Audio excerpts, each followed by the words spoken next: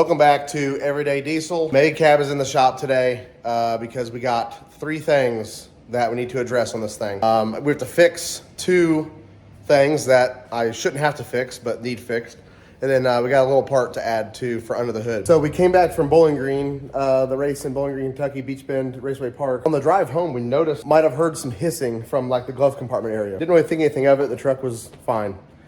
I got home, I brought the truck in to clean up like the interior and stuff from the trip. There were 5 of us, so we used this truck as our transportation to and from the hotel and whatnot. Popped the hood, and then I just looked down and around the motor like I always do, and found a big crack on the foot where the turbo mounts on the Steed Speed manifold that we have on this. It's crazy. This truck is stock except for a tune. It does have a GT turbo on it, and then of course the Steed Speed manifold, which I've been a diehard Steed Speed manifold guy. That's the only manifold I've ever run on any truck. I've had probably 6 or 7 different manifolds from them, and this thing's cracked, and I'll show you here in a second. And then once we get it out, I'll show you in better detail, but can't believe that. It can't tell if it's cracked all the way around or not, but it's at least 50% cracked, if not 60 or 70%. Like, it's probably close to the turbo falling off, honestly. Like, that sounds crazy, but if it were to crack all the way around, the turbo would literally fall off the manifold. Now, this isn't a slam against Steed Speed. Don't know how this cracked or why it cracked. Come to a conclusion, maybe not, but reached out to them on Facebook Messenger, actually, on a Saturday. Within a couple hours, got a reply, and then the next business day, had a brand new manifold shipped, like 2nd or 3rd day air from Canada to my house. Pretty much no questions asked. So you can't beat that, obviously.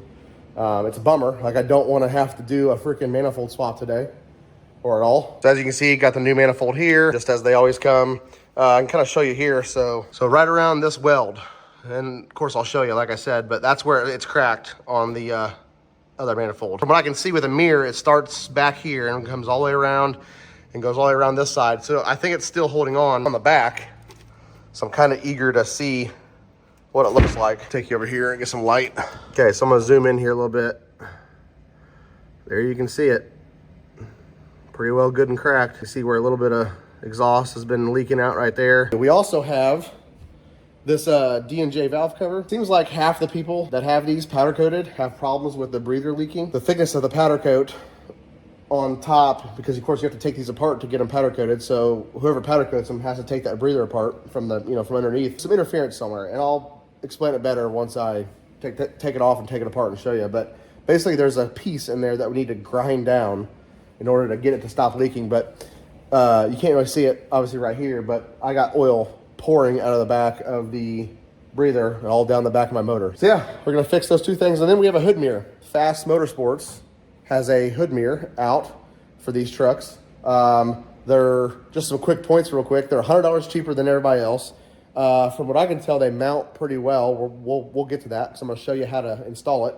And they have nice rounded edges. They're not sharp, like super basic sharp corners. They're all rounded, nice edges. So we'll see what that looks like when we're done. Hopefully be able to show off the engine bay a little bit more when you pop the hood. So I'm gonna get busy, tear apart this manifold. I've already got it kind of 1/3 of the way torn apart.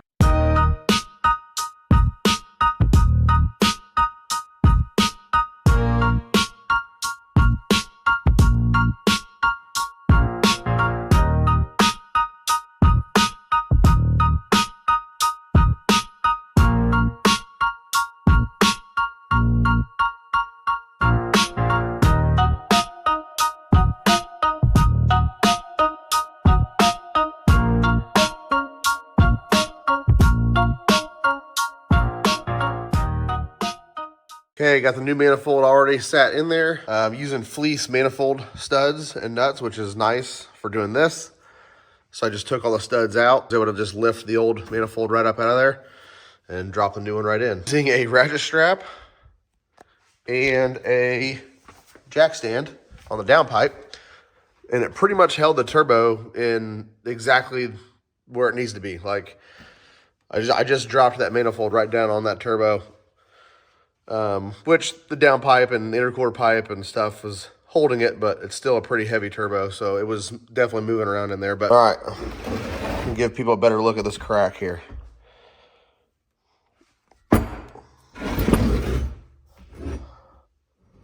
So it looks like it starts right about, I don't know if it'll focus. The crack starts right about there, and it works all the way around the front side here. And wraps around the side, kind of almost in the same place on the side. If we go to the back is still, that's what was keeping us together on the sides. So I'd say it's about 60% cracked, maybe 65%. Probably had about 4 more inches for that crack to travel before it would have broken off completely. No idea what would have caused this. Hopefully it doesn't happen again. If it happens again, it's gonna get a stock manifold put back on it. I'm not gonna mess with this crap anymore, but.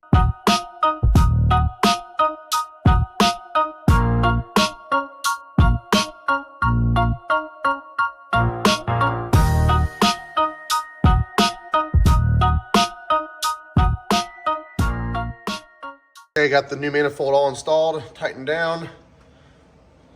Went in pretty easy.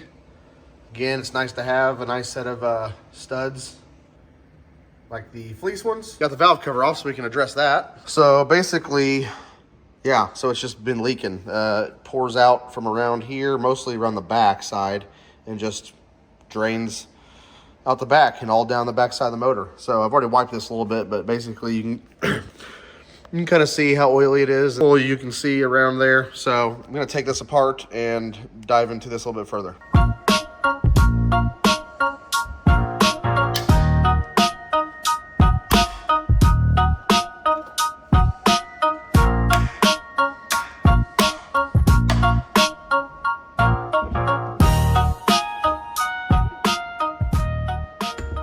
So here's the problem. I'm gonna try to explain it. This is part of the baffle system. This goes down on top of this like this. There's an O-ring that goes in here that's supposed to seal against the top of the valve cover. Like that. Everything is machined pretty tight, it seems like. So when you take these apart, and I bought this from WC Fab, I'm fairly certain that they keep stock on these. They're at their place, and then they powder coat them per the order. So they obviously take them apart to powder coat them. We can see in this ring here, I'll try to zoom in a little bit. This ring here, there's powder coat all in there, which is where this sits. Well, powder coat's pretty thick. You can actually feel a ridge in the powder that the O-ring made from tightening down that breather. And it actually, and they probably did it pretty quickly after being powder coated. So it actually made like a divot in the powder coat, so I don't really like that. But really, what we're dealing with here is you got powder coat in there, which is gonna raise this up. So you put that back in there, now it's higher than what it should be. So then you go to put this on here and tighten it down. Well, it's riding on that. This is holding this up. In other words, it's not letting that O-ring make a good seal. So I actually called D&J on this. So what they told me to do was literally grind this down. So I'm gonna take a grinder and take a little bit off of here. Hopefully I don't take too much. Hopefully that fixes it. That's really all I'm gonna do. They also said to put this back together, to, once I put the O-ring in here, put a very thin coating of silicone on the O-ring. I've never been a fan of using silicone on O-rings because that defeats the purpose of the O-ring's job, but that's what they said to try, so I'm gonna try it. Okay, valve cover is installed. And I'm not completely done putting everything back together over here, but I'm gonna go ahead and knock this hood mirror out real quick. So this is pretty basic, don't mind the mess, but this is what I'm dealing with. This is a Fass Motorsports. Yes, Fass, like the fuel pumps, they are starting to crank out a lot of different things. Like they have suspension components, they make these hood mirrors, and so on and so forth. This is what you're gonna get with your hood mirror kit. You got brackets that use existing holes in the hood, which I'll show you in a second. These are the backing brackets. 8 bolts for these brackets here. These are the just big aluminum washers.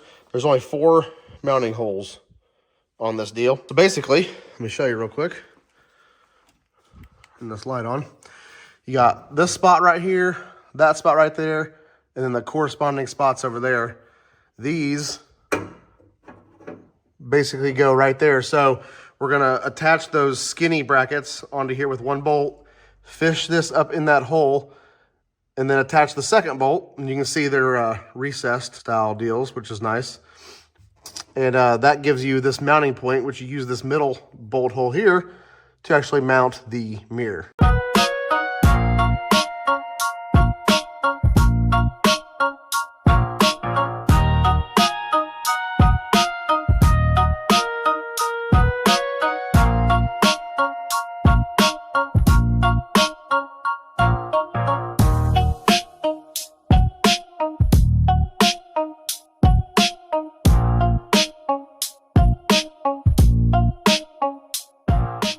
All right, as you can see, got everything done. Got the new Steed Speed manifold in there, done a hot retorque.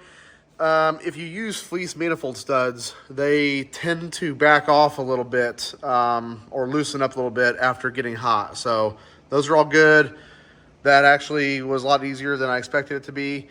Got the D&J valve cover resealed, and I'm hoping I no longer have leaking problems with it. And I got this badass Fass Motorsports hood mirror on here. Again, guys, these things mount with some really rigid mounts. Only 4 bolts, and they have these really nice countersunk bolts in them with these big aluminum washers, all rounded edges, which I think is better than the other ones on the market, and they're $100 cheaper than any other 4th gen hood mirror that I've found on the market. So grab you a Fass Motorsports hood mirror if you want one of those.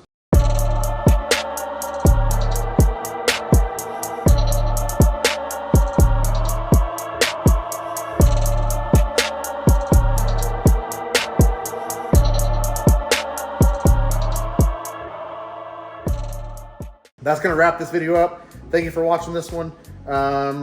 Got some more events coming up. We obviously have Shide coming up in 2 or 3 weeks, and I also have the Useless event coming up, Useless 6-7. Thanks for watching.